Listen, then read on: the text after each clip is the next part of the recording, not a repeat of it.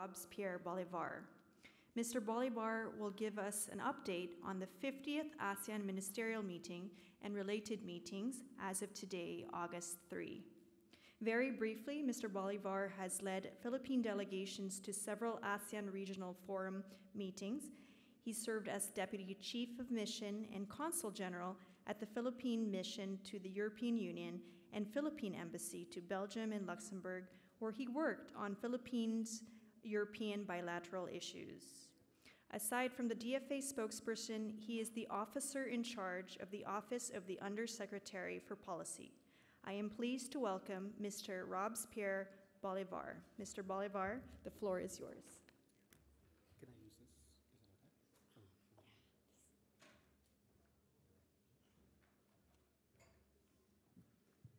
okay? Good afternoon, colleagues from the media. This is a pre-AMM briefing, and I have a prepared statement to read, and then afterwards we can take a couple of questions. Secretary of Foreign Affairs, Alan Peter S. Cayetano, will chair the 50th AMM, the 18th ASEAN Plus 3 Foreign Ministers Meeting, the 7th East Asia Foreign Ministers Meeting, the ASEAN-Canada Post-Ministerial Conference, and the 24th ASEAN Regional Forum from August 5 to 7. The Secretary will also lead the ASEAN Foreign Ministers Interface with the representatives of the ASEAN Intergovernmental Commission on Human Rights, and will chair the Southeast Asian Nuclear Weapons Free Zone Commission on August 4. Since yesterday, officials from ASEAN have been meeting at the Philippine International Convention Center to prepare for the ministerial meetings. Yesterday, the ASEAN Committee of Permanent Representatives met to prepare the outcome documents, which were endorsed to the senior officials meeting today. These outcome documents will then be submitted to the ASEAN foreign ministers for their approval. These include an ASEAN Leaders Declaration on the 50th anniversary of ASEAN, the revised implementation plan for the ASEAN-Japan Vision Statement, the 2018 to 2022 ASEAN Plus 3 Cooperation Work Plan, the 2018-2022 ASEAN European Union Plan of Action, the implementation roadmap for the ASEAN-Russia Eminent Persons Group report, and the concept note on the ASEAN-Russia network of think tanks.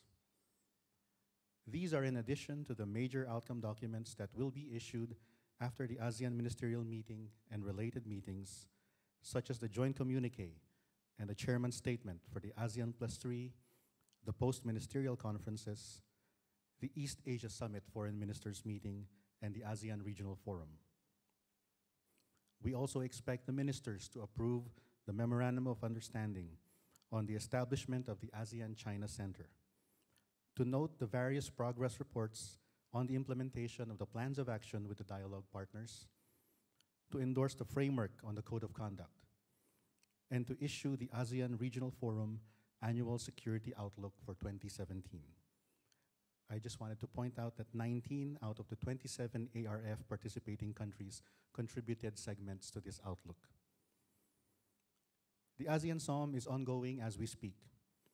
During this morning's meeting, the ASEAN senior officials reviewed the status of implementation of the blueprint of the ASEAN Political Security Community. The SOM also discussed efforts to maintain and enhance ASEAN centrality and updates on promoting complementarities between ASEAN Vision 2025 and the United Nations 2030 Agenda for Sustainable Development. The meeting reviewed the progress of ASEAN's relations with its dialogue partners. This afternoon, as we are having this press conference, the senior officials are discussing preparations for the ministerial meetings, the commemorative activities for the 50th anniversary of ASEAN, and preparations for the 31st ASEAN Summit and related meetings, which will be held in the Philippines this November. The SOM will also consider the proposed outcome documents of the 50th AMM. Allow me to just go briefly through the schedule of the ASEAN Ministerial Meeting and related meetings, which will be happening starting tomorrow. On August 4, the foreign ministers will meet with the representatives of the ICHR. This will be the 6th annual interface between the AMM and the ICHR.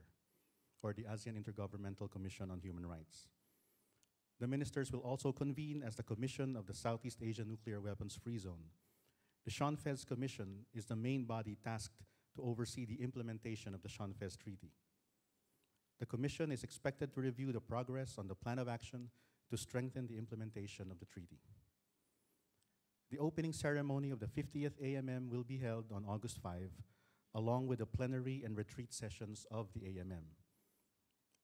During the plenary session, the ministers are scheduled to discuss ASEAN community building efforts, focusing especially on the implementation of the blueprint of the ASEAN political security community. The ministers will also prepare further meetings with external partners under the ASEAN+3, EAS, PMC, and ARF frameworks. During their retreat, the ministers will exchange views on how to maintain ASEAN centrality in the evolving regional security architecture, as well as developments in ASEAN's external relations.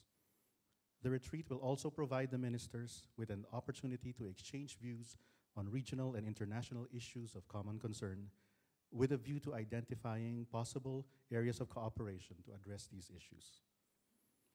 The ASEAN Institute for Peace and Reconciliation publication entitled Symposium on Principles, Mechanisms, and Practices of Peace and Reconciliation Processes will also be launched on that day.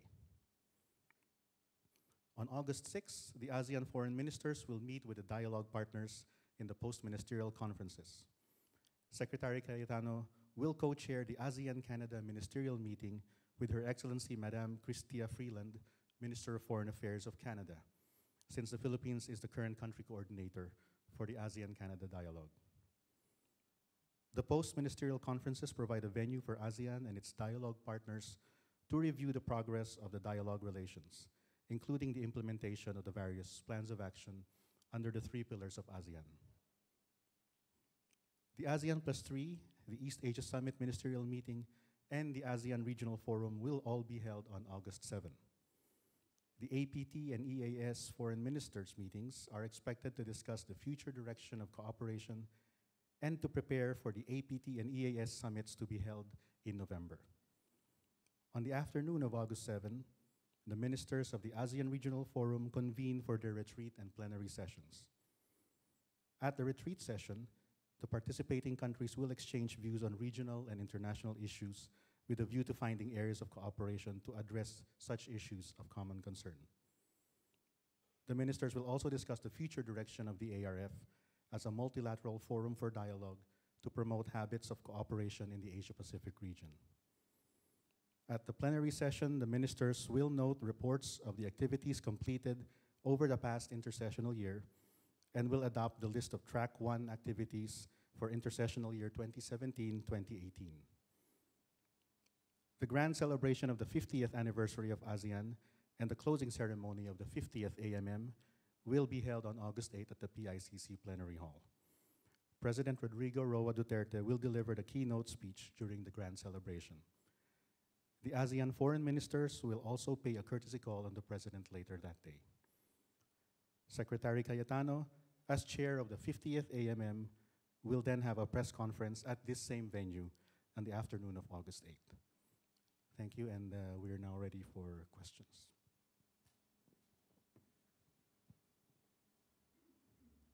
Thank you for those updates, Mr. Bolivar.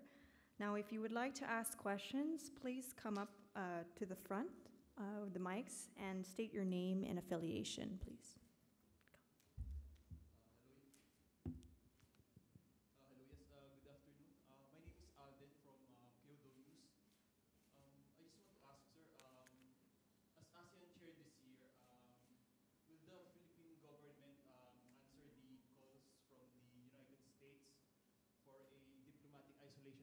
Korea for its continued missile testing, sir. Will the Philippines push for the exclusion or suspension of North Korea from ASEAN engagements? Thank you for that question. Let me answer it in 2 parts. First, of course, ASEAN is very much concerned about the developments on the Korean Peninsula. The ASEAN foreign ministers issued a very strong statement against the ballistic missile and fissile material testing of the North Korea in its meeting in April just this year.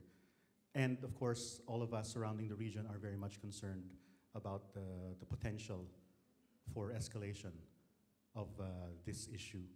Having said that, aside from the United Nations, the ASEAN Regional Forum is the only venue where you have around the table the DPRK, as well as the Republic of Korea, Japan, China, Russia, the United States, the European Union, and ASEAN.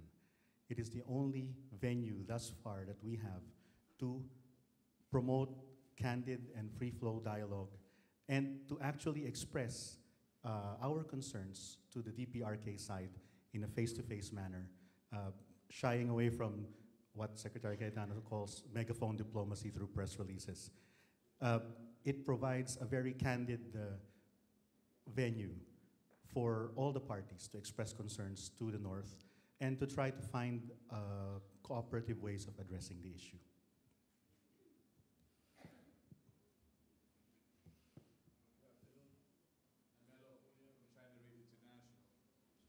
Mr. Bolivar, would ASEAN be able to discuss issues involving the South China Sea?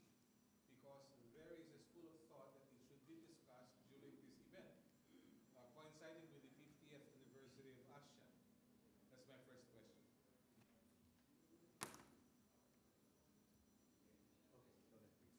Second question is, how optimistic are you with the ARF taking place in a matter of days, that we can at least lessen the tension in Asia because of North Korea?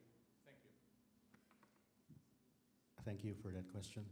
Your first question is on the discussion of the South China Sea in the ASEAN meetings.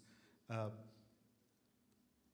put it in context, ASEAN has always discussed the South China Sea issue in all of its meetings pertaining to regional and international security.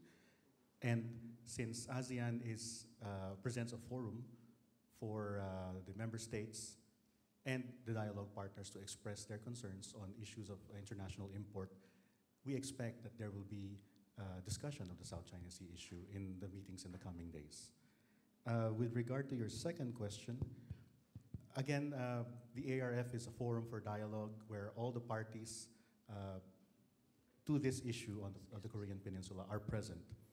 And there is an opportunity for them to exchange views on issues of concern, and definitely I believe, because of the parties present at the table, that the DPRK, the Korean Peninsula issue, will definitely be discussed. Hopefully, aside from expressions of concern, there might be an opportunity during that dialogue to try to find some sort of grounds for proceeding to more productive, cooperative dialogue. Do you think President Duterte's description of the North Korean leader helped in any way? Well, I cannot really speak to what the president said. That is up to his spokesperson to say. But again, this is an expression of concern on the part of the Philippines over the developments in the Korean Peninsula. We have 50,000+ Filipinos in the Republic of Korea. We are very close to the Korean Peninsula in terms of geography. In fact, when DPRK makes ballistic missile tests, we are concerned because it may affect our flight information region, the safety of overflight in the Philippine area of responsibility. So definitely it is a very serious concern for the Philippines, and I think that is where the president is coming from. Thank you very much. Yes, sir. Just a follow-up question, sir, on the North Korea issue again, sir. Sir, can you give us a categorical statement, sir, whether the Philippines is supporting or not the idea of suspending and excluding North Korea from ASEAN affairs, or is this something that you have no answer right now and that will still needs to be discussed in the meetings this week? The ARF is a forum, as is evidenced by its title. We do not have, as far as I know, expulsion provisions like Article 50 of the Treaty of the European Union, where you can a country can exit. If DPRK wants to exit, I guess there are no hard and fast rules for it to be prevented from exiting. But as a forum, there are no rules for us to determine if this participating country should exit the forum, or it's only inviting countries to join the forum that we have certain criteria. But this is not yet been discussed. Please state your name and affiliation. Yes. Good afternoon, Sir Rob. I am JC Gotinga of CNN Philippines. Sir, several members of the media were able to take a look at a draft of the joint communique that we expect from the AMM. And we noticed that it does not anymore express serious concern over recent developments in the South China Sea. It also does not anymore directly refer to the militarization of reclaimed islands in the South China Sea, whereas those two elements were present in the joint communique that came out of the Lao AMM. Why is that? First and foremost, I cannot really speak to whether the draft you claim is circulating is accurate or not. Second of all, this is a joint communique. As I mentioned at the press briefing in Malacanang the other day, it is a negotiated statement. So the views, the concerns of all ASEAN member states will be expressed in the joint communique, and it will be adopted by consensus, as different from the chairman's statement, where the chairman is free to reflect whatever he or she believes is an accurate representation of the discussions on the floor of that meeting. So having said that, whatever comes out in the joint communique at the end of the AMM and related meetings is going to be a document with the consensus of ASEAN. Okay. Based on your experience, how much room is there for this draft to still evolve or change between now and when its final form comes out after the AMM? There is every likelihood that it could still evolve. They will be meeting over the next few days, and as always, one of the agenda items would be to discuss the outcome documents, including the joint communique. Okay. Another question, sir, if you will indulge me. A number of us journalists were also able to look at a draft of the Framework Code of Conduct, which the senior officials are going to endorse to the foreign ministers this weekend.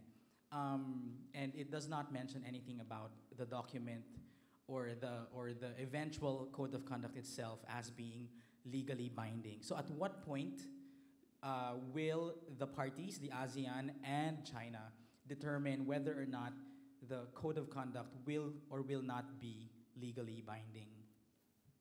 Okay, again, let me place a caveat that I cannot really speak to whether the document you say circulating is accurate or not. Again, to reiterate that the draft framework of the Code of Conduct will be adopted by the foreign ministers on August 6th at the ASEAN-China PMCs. And as a framework, this is an outline of what we hope to see in the Code of Conduct. Let me just clarify, we are not expecting the ministers to adopt the Code of Conduct on August 6th. Yes. I think there has been some confusion in several reports that I've read, interchanging the framework of the Code of Conduct with the Code of Conduct itself. The Code of Conduct will be based on the framework of the COC. The framework of the COC is an outline. As I'm sure all of us here remember our college days when we were writing our much beloved theses.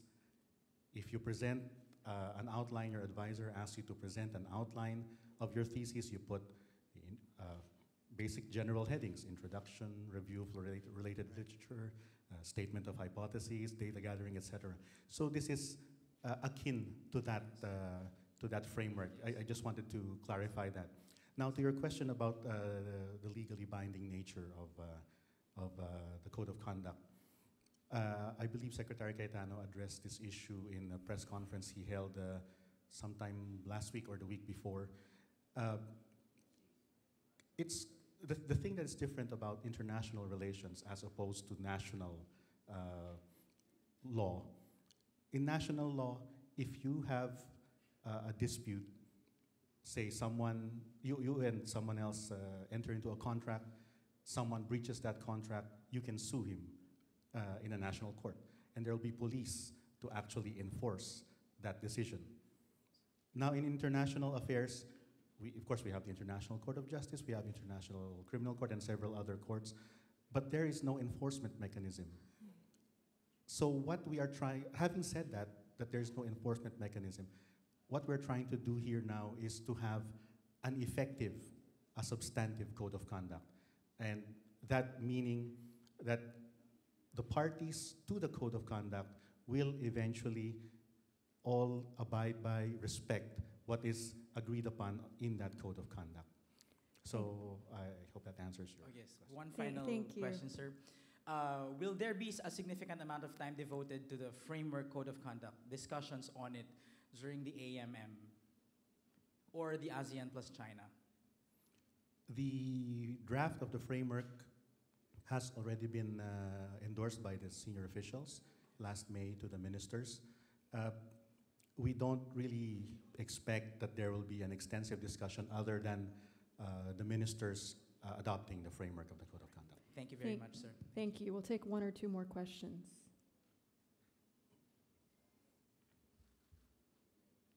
Good afternoon, sir. I'm Jonah from Asahi Shimbun. Could you just tell us if the Secretary will be having any bilateral discussions with his counterparts? Thank you. I believe, thank you, Jonah. I believe there have been some requests from visiting foreign ministers, which is, of course, standard. He is the chair, and normally the visiting foreign ministers would want to pay a courtesy call or have bilateral meetings at the sidelines with the secretary. I don't really have detailed information as to which countries have requested and which have already been scheduled. But as soon as this is available and we can release it publicly, definitely we will share it with the members of the media. We'll take one more question. Okay. Well, if there are no other questions, with that, thank you, Mr. Bolivar, and thank you all for joining us, and that ends today's briefing.